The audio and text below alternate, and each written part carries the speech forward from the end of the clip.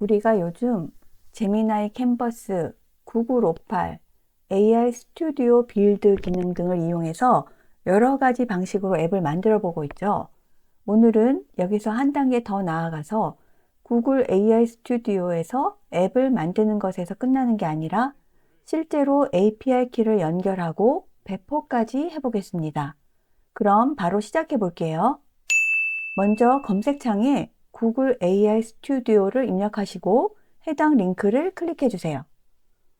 화면 우측 상단에 Get Started를 눌러줍니다. 앱을 만들기 전에 API 키 설정부터 먼저 해볼게요. 그런데 그 전에 꼭 알고 가셔야 할 게 하나 있습니다. 바로 API 키가 뭐지? 입니다. API 키라는 말은 많이 들어봤는데 막상 설명하려고 하면 좀 막막하죠. API 키는 어렵게 생각하실 필요 없어요.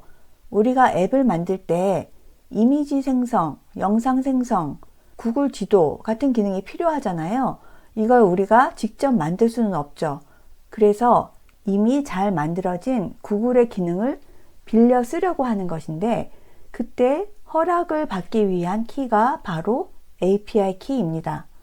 다른 사람의 사무실이나 집에 들어갈 때 키가 필요한 것처럼 생각하시면 돼요. 구글뿐만 아니라 카카오, 네이버 같은 외부 기능을 사용할 때도 모두 API 키가 필요합니다. 그리고 이 키는 무조건 유료는 아니에요. 어떤 기능을 얼마나 쓰느냐에 따라 무료일 수도 있고 유료가 될 수도 있어요. 처음에는 왜 이렇게 복잡해? 라고 느껴질 수도 있지만 한 번만 만들어 두면 다음부터는 정말 편하게 쓰실 수 있으니까 끝까지 같이 해볼게요. 화면 왼쪽 아래를 보시면 Get API Key라는 메뉴가 있습니다. 여기를 클릭해 주세요. 그러면 화면 오른쪽 상단에 API 키 만들기 버튼 보이시죠? 클릭합니다. 새 키 만들기 화면이 나오고 키 이름을 지정하라고 나오는데 기본값으로 제미나이 API 키라고 되어 있어요. 여러분이 알아보기 쉬운 이름으로 바꿔도 되고 그냥 두셔도 괜찮습니다. 그 아래에 프로젝트 선택 항목이 보이시죠? 프로젝트는 이 API 키를 보관하는 구글 클라우드 공간이라고 생각하시면 돼요. 우리는 처음이니까 프로젝트 만들기를 클릭할게요. 프로젝트 이름은 한글이 안 되기 때문에 영문으로 My Project라고 지정하겠습니다. 만들기 버튼을 눌러주세요. 이제 내가 만든 프로젝트가 선택된 게 보이시죠? 그 상태에서 키 만들기를 클릭합니다. 프로젝트 이름이 위에 보이고 왼쪽에 API 키도 생성되었어요. 이 키는 절대 다른 사람에게 노출되면 안 됩니다. 다른 사람이 이 키를 사용하면 내 계정으로 비용이 청구될 수도 있기 때문이에요. 자, 프로젝트와 키는 잘 만들었는데 아직 끝이 아닙니다. 여기 보시면 결제 설정이 있죠. 이것도 반드시 완료해 주셔야 돼요. 결제 설정을 하지 않으면 앱 배포가 불가능합니다. 그럼 결제는 언제 발생하느냐? 무료 사용량을 초과했을 때, 고성능 모델이나 대량 요청을 사용할 때, 배포된 앱이 많은 사용자를 처리할 때, 이런 경우에만 과금이 발생해요. 국가를 선택하고 동의 및 계속을 눌러주세요. 처음 사용자는 3개월 동안 $300 상당의 무료 크레딧이 제공되니까 잘 활용해 보시면 좋을 것 같습니다. 이제 프로필 정보와 고객 정보를 입력합니다. 계좌 유형과 세금 정보는 보통 개인으로 선택하시면 되고 사업자라면 사업자 정보로 연결하셔도 됩니다. 이름과 주소를 정확히 입력하고 결제 수단까지 등록한 후 계정 설정을 완료해 주세요. 설정이 끝나면 구글 클라우드 빌링 계정이 제미나이 API 프로젝트에 연결되었다는 메시지가 나옵니다. 닫기를 눌러주세요. 마이 프로젝트의 할당량 등급이 티어 1으로 설정되어 있다면 정상적으로 연결된 겁니다. 혹시 무료라고 쓰여 있는 부분으로 보이신다면 잠깐 기다리면 티어 1으로 바뀔 거예요. 이제 API 키가 필요할 때는 오른쪽에 복사 버튼을 눌러서 필요한 곳에 붙여 넣으면 됩니다. 자, 이렇게 해서 API 키 설정이 완료되었습니다. 이제 다시 AI 스튜디오로 돌아와서 앱을 만들어 보겠습니다. 앱을 처음 만드는 분들이 가장 어려워하는 게 뭐냐면 뭘 만들어야 하지? 이거거든요. 그래서 앱 갤러리를 먼저 보겠습니다. 구글에서 만들어 놓은 다양한 예제 앱들이 보이죠? 직접 실행해 보시고 리믹스 기능을 이용해서 비슷한 앱을 만들어 보셔도 됩니다. 이걸 많이 해보다 보면 내 아이디어를 구현하는 것도 훨씬 쉬워질 거예요. 스타트 화면으로 가서 빌드 영역을 보시면 I'm feeling lucky 라는 버튼 있죠. 이걸 눌러도 구글이 앱 아이디어를 제안해 줍니다. 예를 들어서 스크립트를 업로드하면 스토리보드 이미지를 생성하는 앱, 냉장고 사진 찍으면 레시피를 추천해 주는 요리 앱, 이런 식으로 아이디어를 계속 던져줘요. 이걸 응용해서 여러분들이 빌드 해보셔도 됩니다. 저는 오늘 어린이를 위한 컬러링북 앱을 만들어 보겠습니다. 프롬프트는 이렇게 입력할게요. 어린이용 색칠 공부책 생성기를 개발해 주세요. 사용자가 주제와 아이의 이름을 입력하면 앱은 인쇄에 적합한 흑백의 굵은 선 그림으로 구성된 서로 다른 5개의 페이지를 생성해야 합니다. 최종 결과물은 아이의 이름이 포함된 맞춤 표지를 적용하여 다운로드 가능한 단일 PDF 파일로 통합되어야 합니다. 그리고 빌드 버튼을 눌러줍니다. 이제 왼쪽에서는 앱을 구현하는 작업이 진행되고 있고 오른쪽에는 프리뷰 화면에 기능 확장 팁이 계속 나타나요. 기다리는 동안 아이디어를 얻으라고 계속 뭔가를 보여주고 있어요. 눌러보시면 테마팩 추가, 색칠 미리 보기, 그림 난이도 조절 같은 제가 생각지도 못한 아이디어를 계속 제안해줘요. 마음에 드는 기능은 Add to Chat을 눌러서 프롬프트 창에 추가하고 나중에 실행하면 됩니다. 앱 생성이 끝나면 알림도 자동으로 와서 기다릴 필요 없이 다른 작업을 하고 계셔도 돼요. 자, 지금 앱이 만들어졌어요. 아이의 이름을 넣고 책의 주제를 넣으라고 되어 있네요. 민준, 숲속 요정으로 하고 시작 버튼 누르겠습니다. 표지 디자인을 먼저 하고 있나 봐요. 작업의 내용과 진행 상황을 보여주면서 작업하고 있네요. 와, 완성됐습니다. 그런데 지금 그림은 예쁘게 그려졌는데 한글이 다 깨졌어요. 이러면 사실 나노바나나 3 프로 사용하면 개선될 수 있을 것 같긴 한데 제가 해보니까 속도가 너무 오래 걸리고 비용도 많이 들더라고요. 컬러링 북이니까 나노바나나 3 프로까지는 안 써도 될 것 같고 수정 한번 해볼게요. 아까 추가한 내용도 함께 수정하겠습니다. 테마팩을 추가하고 그림 난이도 조절 기능도 추가합니다. 그리고 이미지에 텍스트는 넣지 말고 표지의 한글이 깨지지 않도록 해달라고 하고 생성하겠습니다. 완성됐어요. 이름 넣고 공주, 농장동물, 자동차 이런 식으로 테마를 선택할 수 있고 직접 입력할 수도 있게 되어 있고 난이도는 쉬움과 어려움 이렇게 두 가지가 있네요. 자, 그러면 민준이라고 하고 자동차를 해볼까요? 그림 난이도는 어려움으로 해볼게요. 만들기 시작 버튼 눌러주세요. 책이 완성되었어요. 이걸 이렇게 선택하시면 전체 화면으로 보실 수 있어요.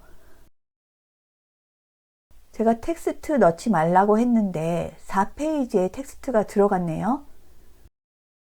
이 위에 보시면 디바이스라는 메뉴가 있죠. 여러분이 만든 앱이 모바일 상태일 때, 태블릿 상태일 때, 현재 노트북 상태일 때 어떻게 나오는지 이런 식으로 기기에 따라서 다르게 보이는 것을 확인해 보실 수가 있습니다. PDF 다운로드도 한번 해볼게요. PDF 다운로드 버튼 누르면 이렇게 다운로드 작업이 완성되었다고 나오고 열기가 있네요.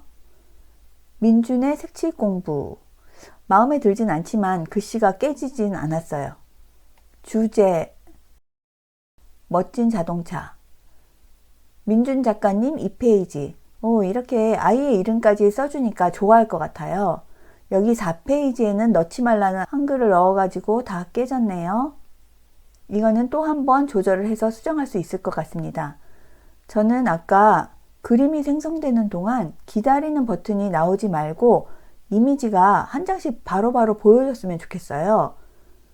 이미지가 생성될 때 생성되는 대로 한 장씩 바로 화면에 나타나도록 해줘 라고 하고 텍스트를 넣지 말라고 다시 한번 하겠습니다. 수정이 된 것 같습니다. 한번 볼게요. 일단 이름은 민준, 농장동물로 하고 난이도는 쉬움으로 할게요. 바로 한 장이 나왔어요. 아까는 다 된 다음에 나오니까 진짜 그려지고 있나 궁금했는데 지금은 바로바로 오류가 떴네요. 제가 이미지를 너무 많이 그렸나 봐요. 여러분도 실행 중에 이런 메시지가 뜨면 좀 쉬었다가 어쩌면 다음 날이 될 수도 있어요. 다시 작업하셔야 합니다. 그럼 다시 실행해 보겠습니다. 이름은 민준, 농장동물로 하고 난이도는 쉬움으로 할게요. 이제 바로 그림이 한 장씩 나오고 있어요. 이렇게 바로바로 나오니까 기다리는 느낌이 없어서 좋긴 하네요. 네, 그림 빨리 나왔고 잘 됐으니까 이번에는 PDF를 한번 볼게요. 열어보면 민준의 색칠 공부책. 글씨가 또 겹치긴 했는데 깨지진 않았어요.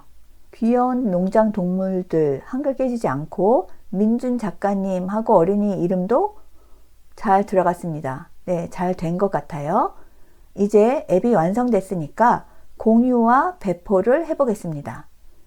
많이 헷갈려 하시는 게 공유와 배포의 차이예요. 먼저 공유, 쉐어부터 볼게요. 쉐어는 구글 AI 스튜디오 안에서 앱을 공유하는 방식이에요. 링크를 받은 사람은 AI 스튜디오 안에서 앱을 실행하게 되고 실험용이나 테스트용 앱이라고 보시면 됩니다. 지인에게 한번 써봐 하고 공유할 때 쉐어를 사용합니다. 제가 만든 앱도 설명란에 공유해 드릴 테니까 한번 써보세요. 다음은 배포, 퍼블리시입니다. 퍼블리시는 앱을 실제 웹 서비스로 배포하는 거예요. AI 스튜디오에 들어오지 않아도 일반 웹사이트처럼 주소만 있으면 누구나 실행할 수 있습니다. 블로그나 유튜브 설명란에 링크를 공개하거나 완성된 앱을 보여주고 싶을 때 퍼블리시를 사용합니다. 그럼 실제로 한번 해볼게요. 먼저 쉐어 버튼을 눌러서 리스트릭티드를 퍼블릭으로 바꾸면 여기 아래에 카피 링크 버튼이 생깁니다. 버튼을 클릭하시면 링크가 복사되고 이 링크를 공유하면 다른 사람도 앱을 실행하거나 리믹스 할 수 있어요. 그럼 실제로 한번 공유해 볼게요. 계정이 다른 새 창을 하나 열고 주소를 붙여넣기 하겠습니다. 다른 개발자가 만든 앱이라는 메시지가 뜨고 계속 실행하겠냐고 묻고 있죠. 컨티뉴를 눌러줍니다. 이제 구글 AI 스튜디오 상태로 앱이 열린 걸 보실 수 있죠? 왼쪽에 보면 리믹스라는 메뉴가 있어서 여러분이 공유받은 앱을 수정하거나 기능을 추가해 보실 수도 있어요. 그럼 한번 잘 돌아가는지 빠르게 실행시켜 볼게요. 제가 입력한 대로 비밀의 성 이미지도 하나씩 잘 생성되고 PDF 파일까지 잘 생성되는 걸 볼 수 있습니다. 이제 앱을 한번 배포해 보겠습니다. 화면 우측 상단에 있는 퍼블리시 버튼을 클릭해 주세요.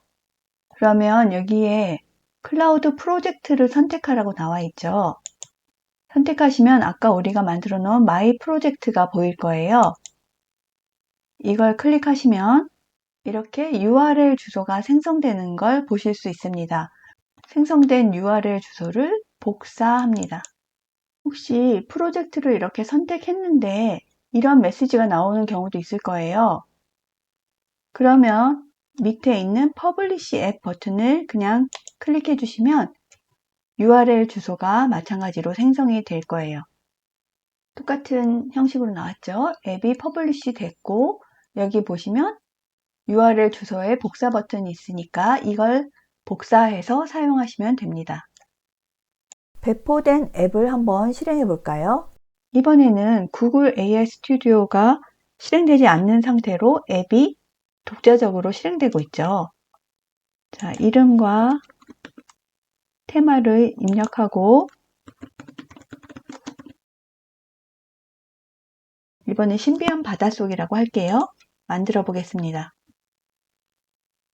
그림이 빨리빨리 잘 나오는 것 같네요.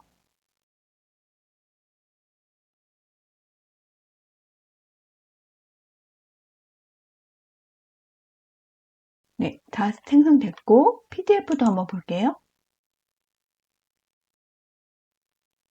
네, 서연의 색칠 공부책 하면서 또 재미있는 색칠 공부책이 잘 만들어졌습니다. 제가 이런 식으로 공유할 때도 테스트하고 배포할 때도 테스트하고 여러 번 같은 작업을 반복하고 있잖아요. 한번 만들어서 잘 되는 것 같아도 이렇게 상태가 바뀌게 되면 또 안 되는 것들이 있어요. 그래서 여러분도 여러 번 테스트를 해서 잘 되는지 확인하실 필요가 있을 것 같습니다. 자, 오늘은 앱 자체를 만드는 것보다는 우리가 API 키를 연결하고 공유하거나 배포하는 방법을 알려드리는 데 더 중점을 두고 연습을 해봤어요. 어때요? 오늘 영상 마음에 드셨나요? 영상이 마음에 드셨다면 구독, 좋아요, 알림 설정 부탁드립니다.